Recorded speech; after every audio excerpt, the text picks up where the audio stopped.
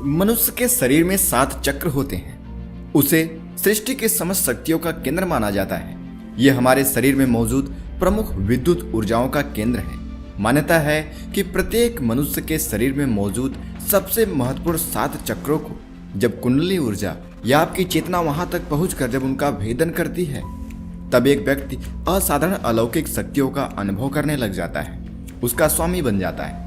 यदि एक बार कुंडलिनी शक्ति इन चक्रों तक पहुंच जाए तो व्यक्ति के लिए कुछ भी असंभव नहीं रह जाता। मित्रों, आज की प्रस्तुति में विस्तार पूर्वक जानेंगे कि मनुष्य के अंदर ये 7 चक्र कौन से हैं, इसका महत्व तथा प्रभाव क्या है और कुंडली ऊर्जा इन चक्रों का भेदन कैसे करती है, यानी इन्हें कैसे जागृत किया जा सकता है। इससे पहले अगर आप हमारे चैनल पर नए हैं तो हमारे चैनल को सब्सक्राइब करें और साथ ही घंटे के बटन को जरूर दबाएं, जिससे हमारे चैनल की आने वाली वीडियो की नोटिफिकेशन आपको सबसे पहले मिल सके और आपसे कोई भी महत्वपूर्ण जानकारी छूट न सके। तो दोस्तों, मनुष्य के शरीर में सबसे प्रमुख अलौकिक शक्तियों की शुरुआत की सबसे महत्वपूर्ण शक्ति है कुंडलिनी शक्ति। मात्र इस एक कुंडलिनी शक्ति के पूरी तरह जागृत होने पर ही एक साधारण सा व्यक्ति असाधारण हो जाता है। आज इंसान परमाणु विज्ञान की खोज में लगा हुआ है। परमाणु को आप देख भी नहीं सकते, लेकिन अगर आप इस पर एक बार प्रहार करें, इसे तोड़ दें, तो एक जबरदस्त घटना घटित होती है। जब तक परमाणु को तोड़ा नहीं गया था, तब तक किसी को पता नहीं था कि इतने छोटे से कण में इतनी जबरदस्त ऊर्जा मौजूद है। इसी प्रकार से इंसान भी एक जैविक परमाणु है, जीवन की एक इकाई है। इंसान के भीतर भी वैसे ही जबरदस्त ऊर्जा मौजूद है, जिसे हम कुंडली ऊर्जा बोलते हैं। कुंडली जागरण का मतलब यह है कि आपने अपने अंदर मौजूद उस अपार ऊर्जा के इस्तेमाल की तकनीक को पा लिया है। जब एक बार यह कुंडली शक्ति जागृत हो जाती है तो निश्चित रूप से इसे नियंत्रण में रखने की आवश्यकता होती है। जो ऊर्जा क्षमताओं को जन्म देती है वह अहंकार को भी सक्रिय करती है। अगर मन शुद्ध तरीके से केंद्रित न हो तो वह अनियंत्रित हो सकता है, जैसे कोई जंगली घोड़ा अपने सवार को गिराने की कोशिश कर रहा हो। परिणाम मनोविकृति और उन्माद जैसी अवस्था हो जाती है। इसलिए कुंडली शक्ति के जागरण में बड़ी ही सावधानी की आवश्यकता होती है। वहीं जब आप दृढ़ संकल्प के साथ शारीरिक और मानसिक विकारों को शांत रखते हुए अपने इन चक्रों पर ध्यान करना शुरू करते हैं, तब जाकर आप अपने शारीरिक शक्ति, आध्यात्मिक शक्ति और उस ब्रह्मांडी शक्ति से एकाकार करने लग जाते हैं। फिर आप न सिर्फ अपने बल्कि दूसरे और साथ ही साथ पूरे समाज को बदलने की एक नई दिशा देने की क्षमता के मालिक हो जाते हैं। तो चलिए हम इन चक्रों को जान लेते हैं, जिसका भेदन कुंडली शक्ति के द्वारा किया जाता है और आपके अंदर अपार शक्ति उत्पन्न होने लगती है। दोस्तों, कुंडली शक्ति जागृत होने के बाद वह सबसे पहले आपके मूलाधार चक्र का भेदन करती है।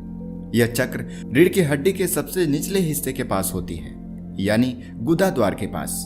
इस चक्र को कुंडली का मुख्य स्थान कहा जाता है और कुंडलिनी शक्ति यहीं बैठती है।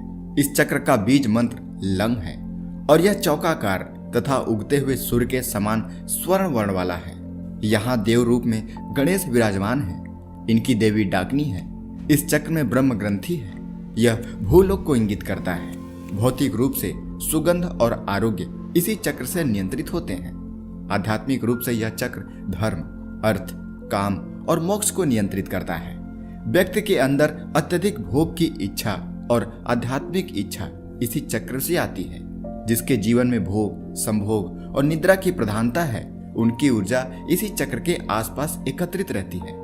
मनुष्य तब तक पशुवत है जब तक कि वह इस चक्र में जी रहा है। जब कुंडली ऊर्जा इस चक्र का भेदन करती है, तब मनुष्य के भीतर वीरता, निर्भीकता और आनंद का भाव जागृत होता है। ऐसा व्यक्ति भोग, संभोग और निद्रा पर विजय हासिल कर लेता है। सिद्धियां प्राप्त करने के लिए वीरता, निर्भीकता और जागरूकता का होना जरूरी होता है। जब कुंडली शक्ति इस मूलाधार चक्र का भेदन करती है, तब आप किसी अन्य व्यक्ति के प्रति आकर्षित होना बंद कर देते हैं, बल्कि लोग आपके प्रति आकर्षित होना शुरू कर देते हैं। दूसरा है स्वाधिष्ठान चक्र। इस चक्र को तामसिक चक्र माना जाता है। यह चक्र मूलाधार से 4 अंगुल ऊपर स्थित होता है और इसकी 6 पंखुड़ियां हैं। इस चक्र का बीज मंत्र वंग है। यह जल तत्व का चक्र है तथा इस चक्र का स्वरूप अर्धचंद्राकार है। इस चक्र से निम्नलिखित भावनाएं नियंत्रित होती हैं: अवहेलना, सामान्य बुद्धि का अभाव, आग्रह, अविश्वास, सर्वनाश और क्रूरता आदि इसी चक्र से नियंत्रित होती हैं। इसी चक्र में व्यक्ति के अंदर काम भावना और उन्नत भावना जागृत होती है। अगर आपकी ऊर्जा इस चक्र पर ही एकत्रित है तो आपके जीवन में अमोद प्रमोद, मनोरंजन, घूमना फिरना और मौज मस्ती की प्रधानता रहेगी। यह सब करते हुए ही आप अपना जीवन व्यतीत कर ले जाते हैं, आपको पता भी नहीं चलता। परंतु जब आपकी कुंडली शक्ति इस चक्र का भेदन करती है तब आप एक तीव्र बुद्धि के मालिक हो जाते हैं। पूर्ण आत्मविश्वास, दया भाव आपके अंदर चरम पर पहुंच जाती है। इसकी जागृति होने पर क्रूरता, गर्व, आलस, प्रमाद, अवज्ञा, अविश्वास आदि दुर्गुणों का नाश हो जाता है और आप अपने अंदर एक अद्भुत सेल्फ कॉन्फिडेंस को महसूस करते हैं। आपके विचारों को एक नई दृष्टि मिलने लगती है। अगला चक्र है मणिपुर चक्र। यह चक्र नाभि के ठीक पीछे रीढ़ की हड्डी पर स्थित होता है। यह चक्र 10 पंखुड़ियों वाला होता है तथा इस चक्र का बीज मंत्र तंग है। इस चक्र की आकृति त्रिकोण है और रंग रक्त के समान लाल है। यह चक्र ऊर्जा का सबसे बड़ा केंद्र है। यहीं से सारे शरीर में ऊर्जा का संचार होता है। यह अग्नि तत्व को नियंत्रित करता है और राजसी गुणों से संपन्न है। इस चक्र के अंतर्गत लज्जा, दुष्ट प्रभाव, ईर्ष्या, सुसुप्ति, कृष्णा, मोह, घृणा आदि नियंत्रित होते हैं। मन या शरीर पर पड़ने वाला प्रभाव सीधा मणिपुर चक्र पर पड़ता है। जब कुंडली शक्ति मूलाधार स्वाधिष्ठान चक्र का भेदन करने के बाद इस चक्र का यानी मणिपुर चक्र का भेदन करती है तो ऐसे व्यक्ति की चेतना और आध्यात्मिक शक्ति में आश्चर्यजनक परिवर्तन आता है। ऐसे व्यक्ति के अंदर काम करने की धुन सी रहती है।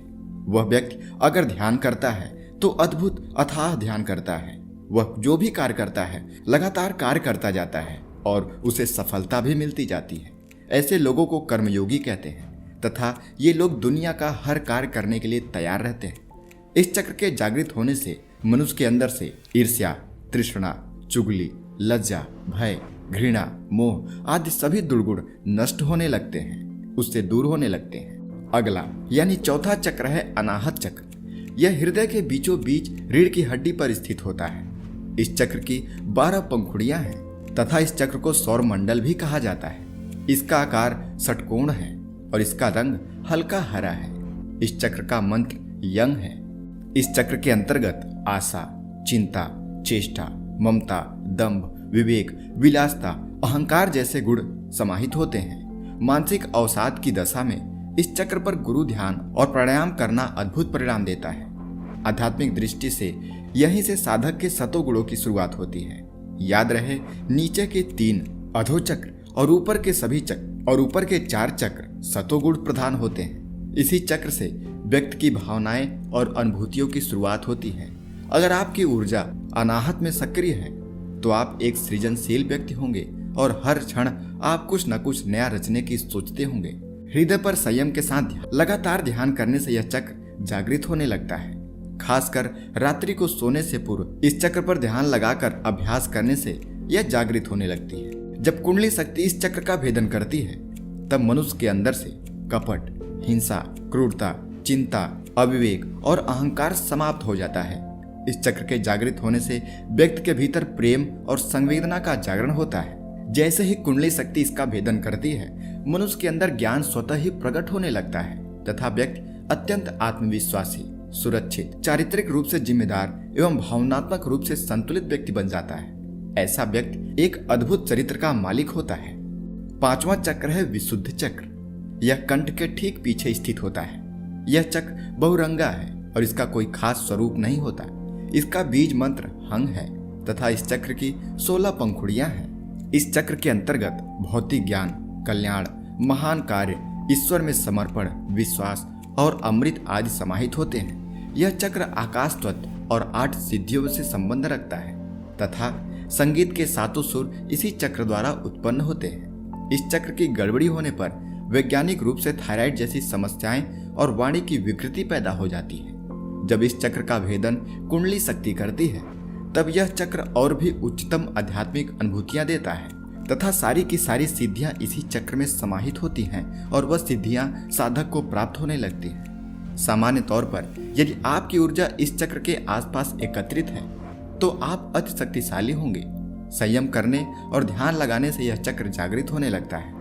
जब कुंडली शक्ति इस चक्र का भेदन करती है तो मनुष्य 16 कलाओं और 16 विभूतियों का ज्ञानी हो जाता है और खास तौर से साधक में भूख और प्यास को रोकने की पूर्ण क्षमता आ जाती है। वह मौसमी प्रभाव से बड़ी आसानी से खुद को बचा ले जाता है। अगला और छठा चक्र है आज्ञा चक्र। दोस्तों, यह चक्र मनुष्य के शरीर में बहुत ही महत्वपूर्ण चक्र है। यह आपके दोनों भवों के बीच में स्थित होता है। यह चक्र 2 पंखुड़ियों वाला होता है। एक पंखुड़ी काले रंग की और दूसरी पंखुड़ी सफेद रंग की है। सफेद पंखुड़ी ईश्वर की ओर जाने का प्रतीक है और काली पंखुड़ी सांसारिकता की ओर आने का प्रतीक है।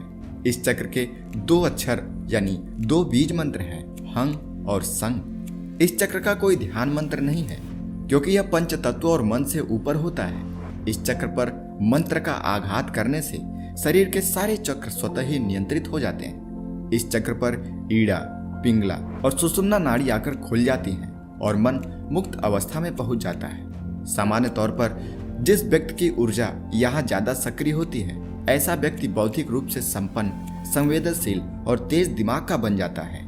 जब कुंडली शक्ति इस चक्र का भेदन करती है तो साधक के अंदर अपार शक्ति और सिद्धियां जागृत हो जाती हैं और वह व्यक्ति सिद्ध पुरुष बन जाता है।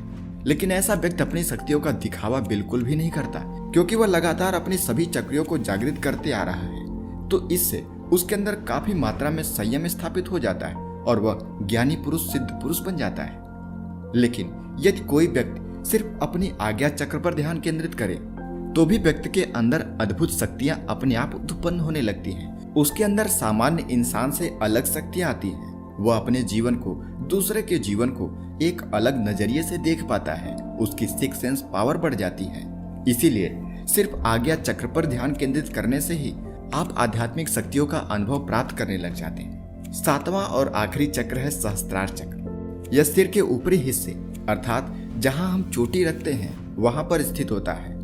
यह सहस्त्र पंखुड़ियों वाला होता है और बिल्कुल उजले सफेद रंग का। इस चक्र का ना तो कोई ध्यान मंत्र है और ना ही कोई बीज मंत्र है। इस चक्र पर केवल गुरु का ध्यान किया जाए तो यह चक्र एक्टिव होने लगता है। कुंडली शक्ति जब इस चक्र पर पहुंचती है तब जाकर वह साधना की पूर्णता को पाती है और मुक्ति की अवस्था में पहुंचती है।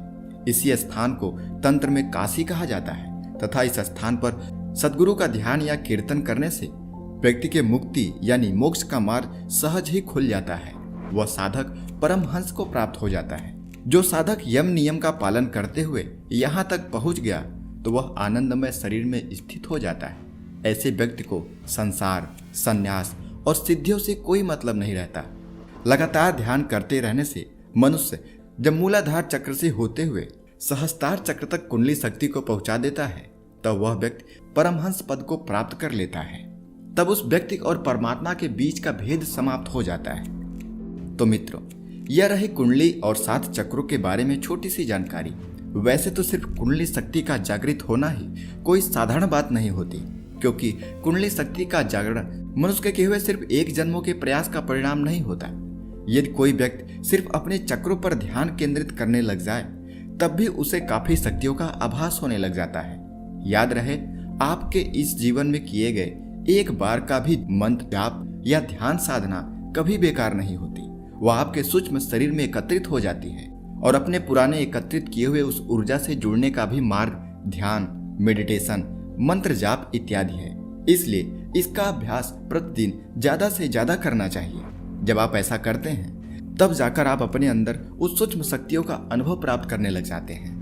इसीलिए हर एक व्यक्ति को मंत्र जाप, ध्यान साधना इत्यादि अवश्य ही करना चाहिए क्योंकि आपको इस जन्म में बिल्कुल भी नहीं पता कि आपने अपने पुराने जन्मों में सूक्ष्म शरीर में कितनी शक्तियां एकत्रित कर रखी हैं। लेकिन जब आप ध्यान, मेडिटेशन, मंत्र जाप गुरु के सानिध्य में करना शुरू कर देते हैं तब आप अपने उस खजाने से मिलते हैं और फिर आप एक अद्भुत चमत्कार को महसूस करते हैं।